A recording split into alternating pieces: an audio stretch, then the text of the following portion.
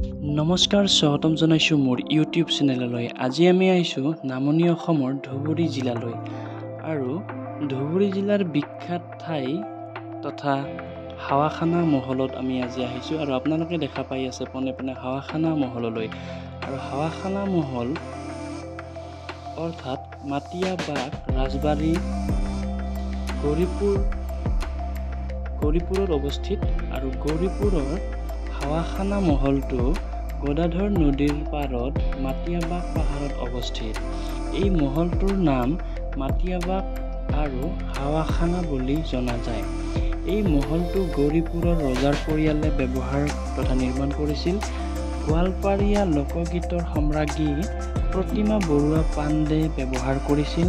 স্বৰ্গীয় প্ৰতিমা বৰুৱা পাণ্ডে গৌৰীপুৰৰ ৰজা প্ৰতাপ চন্দ্ৰ বৰুৱাৰ কন্যা আছিল।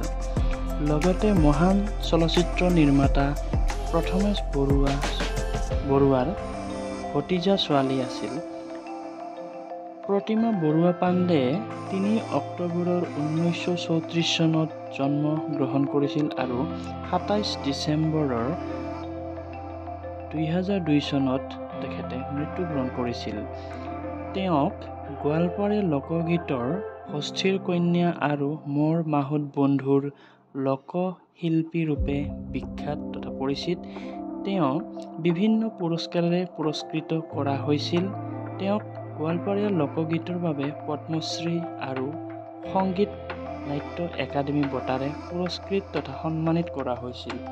এইটোৱে হ'ল এই প্ৰতিমা বৰুৱা পাণ্ডেৰ বাসগৃহ আৰু এই গৃহটো বৰ্তমান অসম চৰকাৰে হেৰিটেজ ঠাইলৈ ৰূপান্তৰিত কৰাৰ বাবে ব্যৱস্থা কৰি আছে। যদি ভিডিঅ'টো মোৰ ভাল পালে তেতিয়াহ'লে আপোনালোকে লাইক, কমেণ্ট, শ্বেয়াৰ, ছাবস্ক্ৰাইব কৰি থ'ব। তেতিয়াহে মই আৰু ভাল ঠাইলৈ গৈ আপোনালোকৰ বাবে ভাল ভিডিঅ' প্ৰস্তুত কৰিম। তো আজিৰ বাবে বাই বাই।